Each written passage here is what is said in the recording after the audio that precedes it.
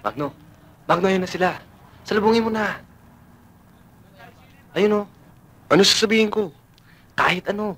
Batiin mo. Kamustahin mo. Natatakot ako eh. Nangangain ba ng tao yun? Sige, kaya mo ako lalapit. Hindi, ako na. Pero sama mo ako. Baka Englishin ako. Ikaw na lang Sige, sasaba ko. tara. O, ingat ha. O, sige. Bye-bye. Ay, nako. Ay, nako. Yan yung mga pogi. Bilisan mo maglakad, baka mabuta nila tayo. Eh, ano nga yun? Gwapo na Basta sila, bilisan mo. no? Kailangan magalang ka magsalita, ha? Oo. Miss! Naku po, Diyos. Miss! Hi, girl! Umiti ka, tumingi ka ng dispensa. Bakit mo kami sinigawan? Hi. Nagulat kasi ako eh. Pasensya na kayo, miss. Wala naman kami masamang intensyon, eh. Gusto lang sana namin makipagkilala, eh. Ganun ba? Ako si Belly. Ako naman si Oka. Siya si Magno. Hi.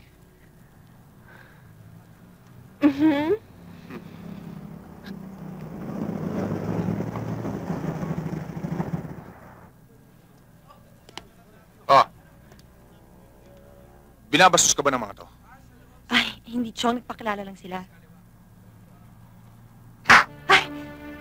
Ang lakas naman ng loob mo. Kapag nakita kitang nagpag-usap sa pamangkin mo, tutuloy Chong, kita. tama na ho yan! Chong, tama na ho! Chong, tama na! Sumakay ka na. Sige na. Tandaan mo to. Kakanayin kita. Oka, Magno, pasensya na kayo, ha? Sige.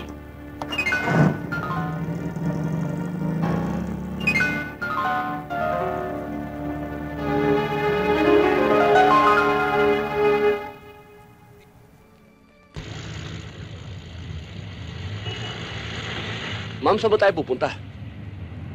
Lagi mo nalang tinatanong sa akin kung paano ka makakabayad ng utang na loob.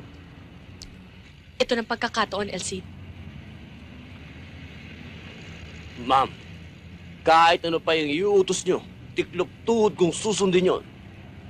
Kahit ano pa yan. May pa-ambush ako sa'yo. Ambush?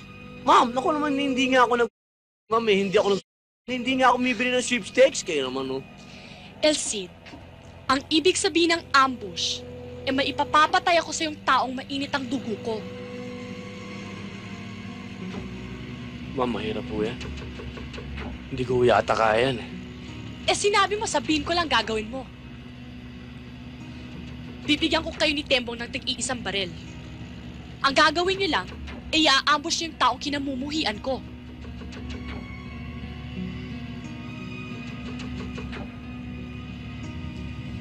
Oh, bakit natahimik ka?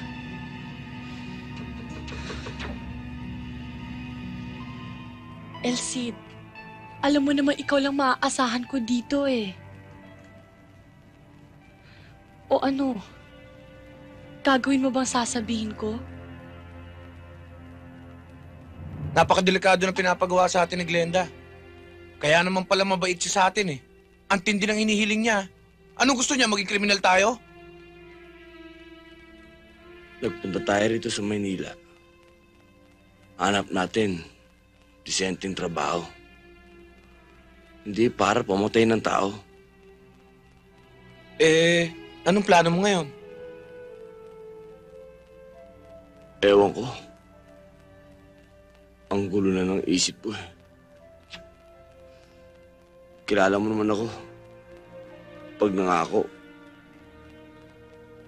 nakapangako na ako kay Glende. Kailangan gawin natin. Meron ako isang salita. Ang ibig mo sabihin, susundin natin yung pinapagawa ni Glenda?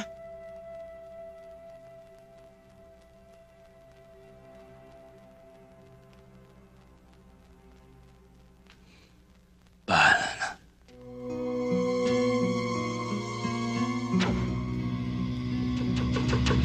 Wow, si May! Si May! Ang sexy ni May! I like that name. Alam mo, April at June. Pero May, hindi pa. Pare, Alam mo pare, yung bunganga mo, kung magtapo ng salita, kasing baho ng bagoong.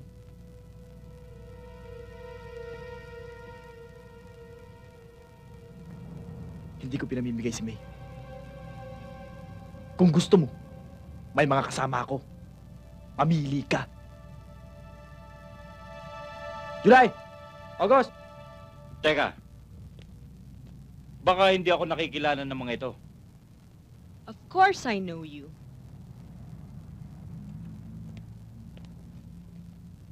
Ikaw ay anak ng isang retired general. O di kaya retired general.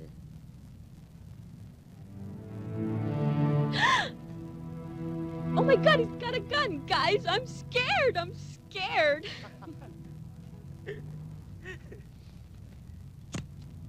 Alam mo, ang barel, pag binunot, pinuputok.